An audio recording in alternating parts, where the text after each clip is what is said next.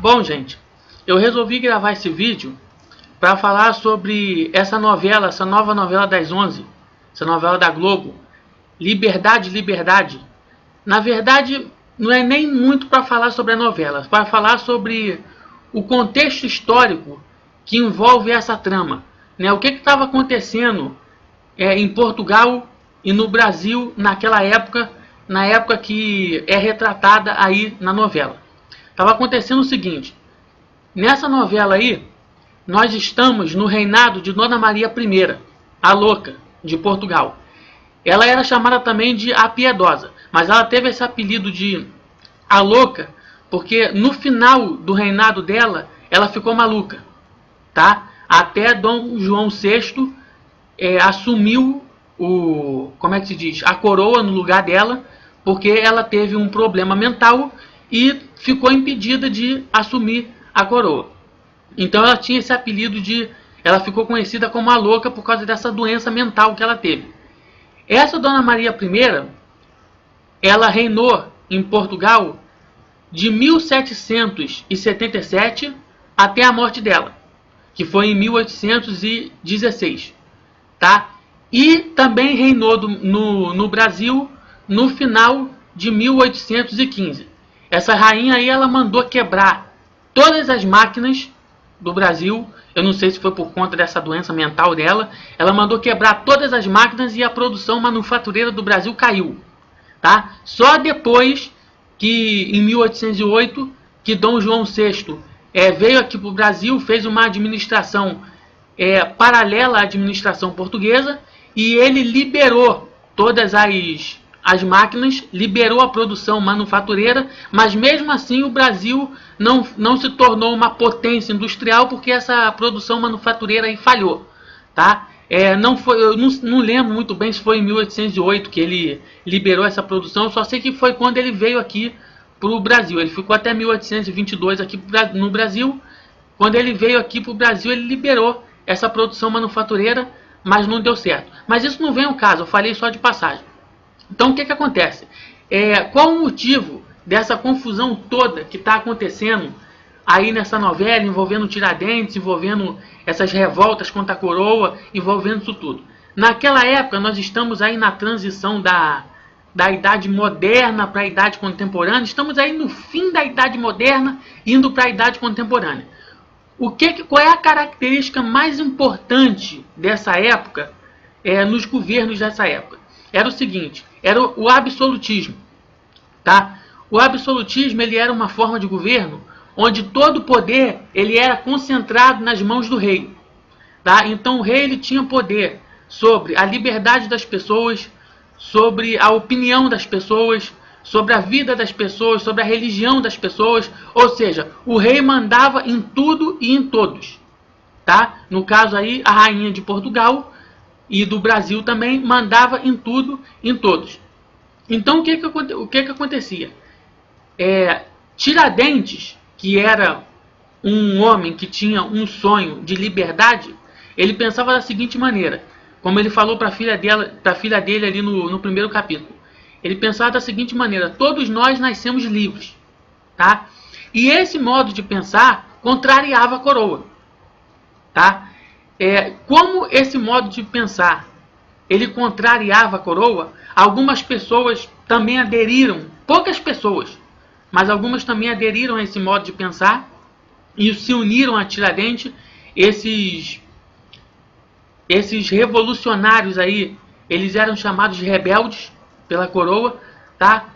E o que aconteceu? Como esse modo de pensar ele contrariava a coroa, Dona Maria I, que era uma monarca absolutista, mandou matar esse rebelde, que era Tiradentes. Ele era chamado de rebelde pela coroa portuguesa, e mandava matar. A morte dele, no caso, serviu como exemplo para todos aqueles que se revoltassem contra a coroa. Por que esse pessoal eles estavam se revoltando contra a coroa? Era só por causa da questão da liberdade? Não. Eles estavam se revoltando contra a coroa pelo seguinte: já no século XVIII, que é esse século aí onde nós estamos, na novela, já estava se pensando, já tinha possibilidade, já estava se pensando na corte em fazer aqui no Brasil uma administração paralela à administração portuguesa. Transferir uma parte da corte para cá. Isso de fato ocorre em 1808, mas naquela época já estava se pensando em fazer essa administração paralela à administração portuguesa. Por quê? Porque lá em Minas Gerais, nas jazidas, já estava sendo encontrado ouro. E esse ouro, as pessoas já estavam começando a perceber que com esse ouro aí, e com as riquezas que o Brasil produzia, o Brasil poderia se tornar um país independente. Só que no começo, essa ideia era uma ideia meio louca, digamos assim, porque tudo aquilo que o Brasil produzia ia para Portugal, por causa do Pacto Colonial. O Pacto Colonial dizia o seguinte: toda a produção da colônia iria para a metrópole. E a colônia, que no caso era o Brasil, a metrópole Portugal, a colônia só poderia comprar e vender, comprar da sua metrópole e vender para a sua metrópole. Ela não podia negociar com outros países. Só poderia, no caso o Brasil, ele só poderia negociar com Portugal. Vender para Portugal ou comprar de Portugal. Porque o Pacto Colonial dizia isso. Então já estavam se encontrando ouro nessas jazidas, e as pessoas já estavam com essa ideia revolucionária, com essa ideia independente, por conta desse ouro e por conta das riquezas que o Brasil tinha.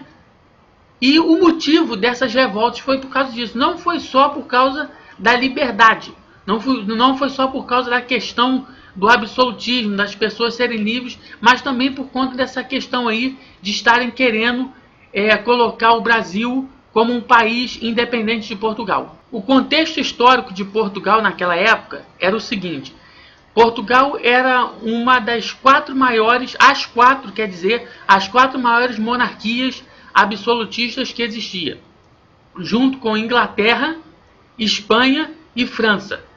Eram as quatro maiores potências mundiais, as quatro maiores monarquias existentes no mundo.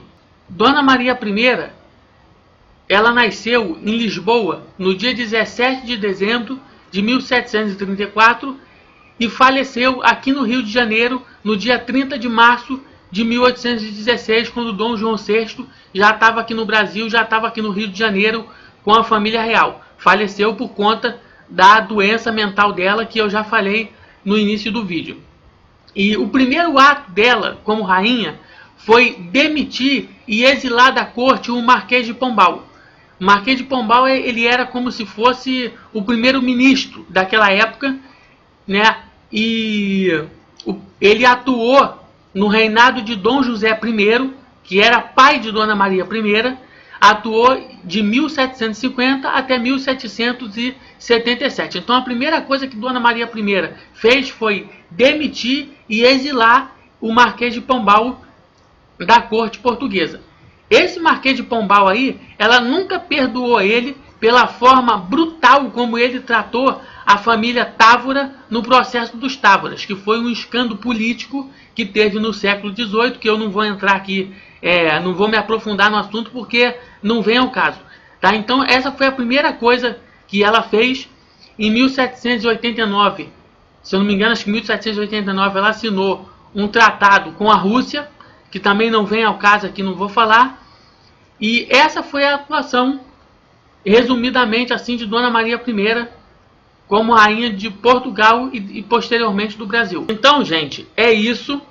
Resumidamente, o contexto histórico português daquela época era esse aí que eu falei. Eu até entrei em outros assuntos que não vinha muito ao caso, mas era para deixar o vídeo um pouco mais longo. Eu também não vou fazer um vídeo de 1 hora aqui explicando sobre tudo, porque ninguém vai ter paciência para assistir o vídeo.